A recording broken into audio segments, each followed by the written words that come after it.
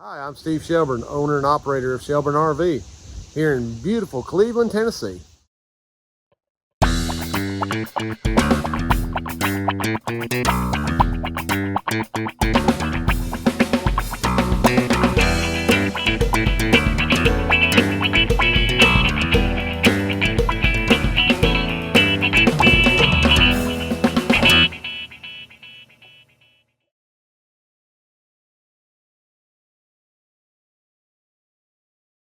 Good morning. We're back here on a overcast Monday morning. But yeah, so we survived the Helena hurricane pretty well. Didn't really have much trouble. But east of us over in Asheville, North Carolina area, some of those places got 20 plus inches of rain. So they got a lot of devastation over there if you've seen it on the news. So yeah, our thoughts and prayers go out to those folks. That's a bad deal. So, and I've seen, I went out to Iowa back in July for a flood out there and saw it firsthand. So, that was a bad deal, but they didn't get the rain like the people in North Carolina got. So yeah, our thoughts really are with them right now. There's a lot of people in this area that have been going over there and trying to take water and food. That's been pretty rough over there. So we're back here on a Monday. I got 3 basement airs this week. One of them just pulled up. The other one's a Prevost bus. He's been up in the Gatlinburg area this whole time. So and survived. They had a lot of rain too. So he'll be in here tomorrow. A little bit of a short week for myself. Leaving Wednesday afternoon. I'm heading back out to Wichita, out to the Coleman RVP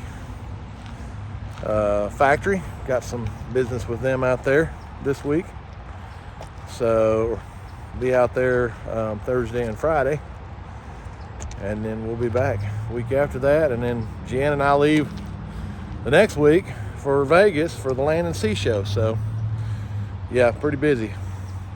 But the boys have got plenty going on up there. We'll go around and look at some of that here in a minute. But I got to go down here and get this basement air in for Mr. Lewis. He's ready to roll this morning. So again, welcome back. Next project here in the shop is a 2005 Winnebago Journey. And the customer brought this one in and had said that the compressor 2 had an issue. And this one's got quite a bit of debris in it, so we're going to get all that cleaned up. The ductwork had fell out, but Mr. Lewis did verify that it did have a bad compressor 2.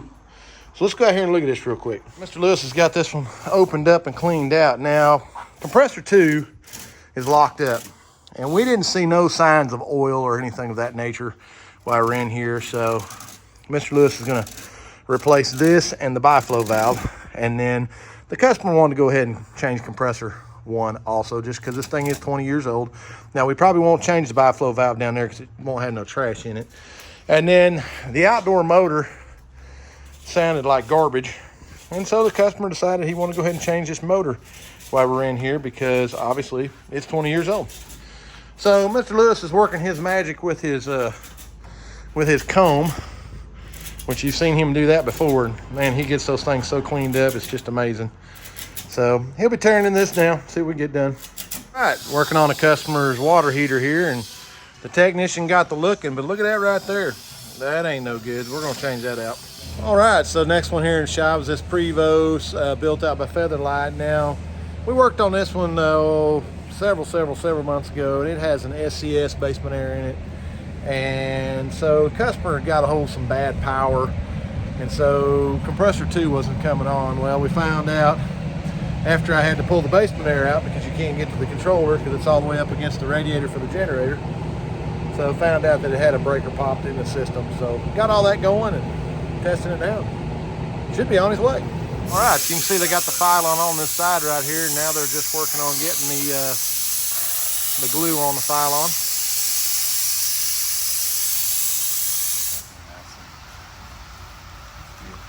And there it is.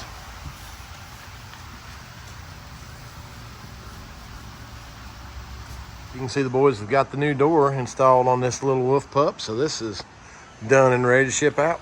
All right, so this big Grand Villa came in, had some power issues, and the customer said he thinks he's got some stuff that got hooked up wrong. Of course, they want us to go through and check everything, but this is how they brought it to me. Yeah. So, I've actually got some guys in there cleaning on that right now. They wanted to pay us to do some cleaning in there, and so, yeah. It is what it is. But this is what I run into some days. Just trying to show you guys. Not trying to say it's a bad thing or anything of that nature. Just, this is what we run into. It's a little easier when you bring your camper to me and it's clean. All right, so Winnebago Journey this is Basement Air number 3 for the week. Customer stated that he had seen some smoke come from the Basement Air. And so this is one of the worst ones I have seen as far as going nuclear. I mean, it absolutely burned up everything in here. And so the question is, why did it burn those up? Did they just go bad? Did they have a compressor that failed that caused this? Don't know at the moment, but Mr. Lewis is going to get it pulled, and we'll see where we're at. All right, so here's where they're at on this rear wall. Now, we weren't real happy with how this trim was overlapping, so we actually took a piece of white anodized and made it that length. Now, they're going to do some sealant work on here, but we didn't like how that wasn't holding there, so we added some metal to that to make that better. And they're working on getting the sealant done now. And Mr. Jeff, hard to see with that sun right there, is actually laying out templates for the decals, because we're going to remake those. We've got some material to do, so we're going to make those swooshes. And then my printer guy's printing off that Prowler logo. There was a Prowler logo back here on the back wall, and they're going to get that printed and put back on there. But coming along, unit right here got hit. Kind of hard to see, but yeah, a big old dent in the side of there. So Mr. Thomas is working on it next. And that's some texture J-wrap, so they're going to be changing that out and getting that fixed up. And then this big flare. You saw a video of this one last week where the slide out mechanism had give up the ghost. So it's back, and we have all the parts for that. So they're going to start putting that all together now. Okay, so 65, 30, 37.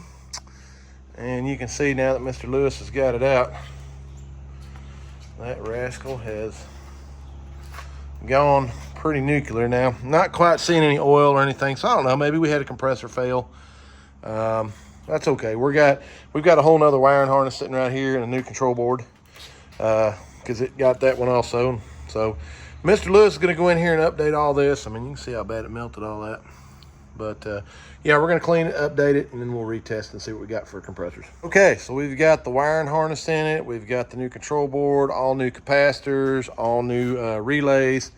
Everything's just kind of wired up and sitting here. So let's throw the power to it and see how well I did my job.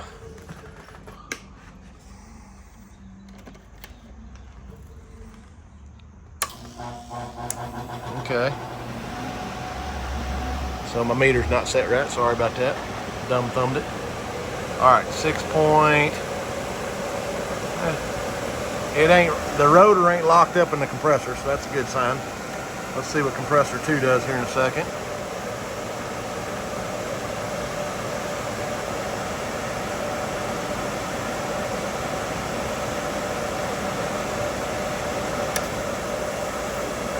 Okay, so compressor 2's not locked up.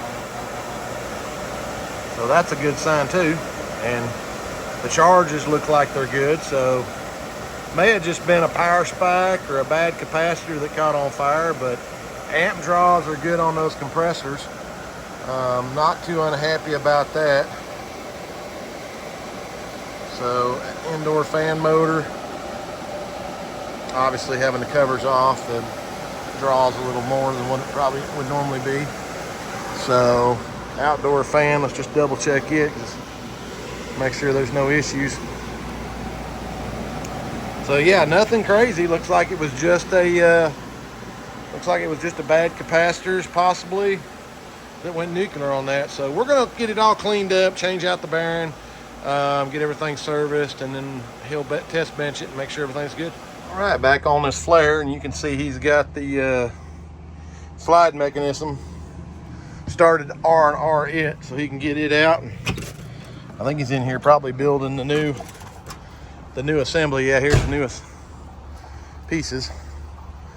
So just got to build that and then put it in there. So definitely working on getting that one done.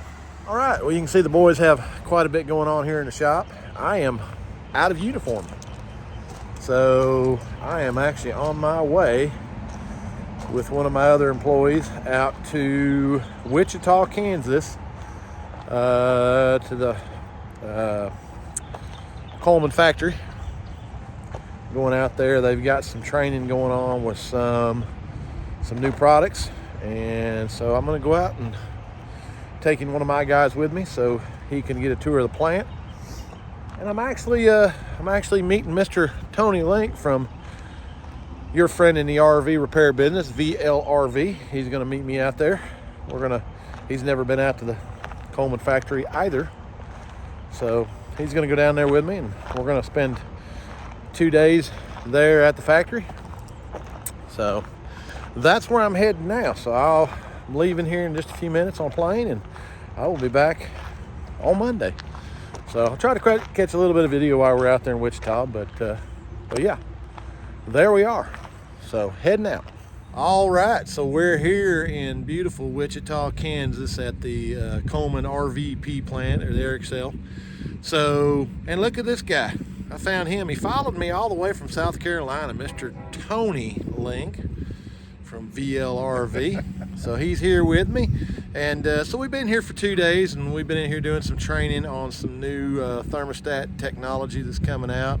And yeah, and this is Tony's first time here at RVP, so yeah, he got to see the manufacturing plant, and I brought one of my guys with me, so we did a lot of touring through the plant, got to see how they build these great American-made products, and then did some good solid day of training on new thermostats, CAN bus thermostats, and stuff of that nature. So it's been a really great week.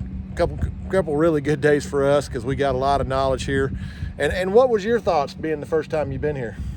Wow, it's very well, it's a nice facility. I'm very grateful for the generosity of the folks here to show us around, let us see the manufacturing process, let us see R&D and stuff that's coming out, and then like you was saying already, the new thermostat stuff that's coming out, to get the heads up on how to diagnose that stuff. And yeah, I mean, it's just what the world we live in, guys, in the RV industry, all this stuff's changing, and we're struggling sometimes just to keep up with the new technology. And so yeah, thanks again to RVP for allowing us to come out and be part of their training and to learn this product. I mean, it really is a good product, guys. And again, only air conditioner manufactured here in the United States. So, and you got to see see that. So yeah, so we're good here. We got to see everything, and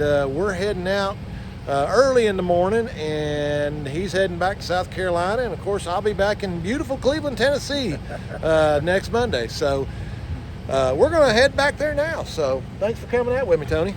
We'll see you on my channel and his channel. Yeah. Take care, guys. We'll see y'all. Your friends in the RV business. That's right. It's him.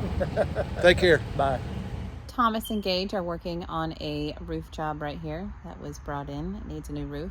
If you kind of see right there, it is ripped right when they did looks like the AC install, and it has been that way for a while, and so everything is rotted underneath, including some of the trusses on there, so they have to replace all that. Fun times. All right, they've got the membrane off of this roof, and you can see everything looks great until all around this AC and how bad this has been going on for a while. So yeah, everything else looked great, but again, they think that AC was installed bad at the factory, and you can still see that slit right there from maybe when they installed the AC, so no one could see it. So it's been getting pretty gross. Ugh. Yeah, now he gets a nice new roof. Have a voltage here behind us that's here for a few things.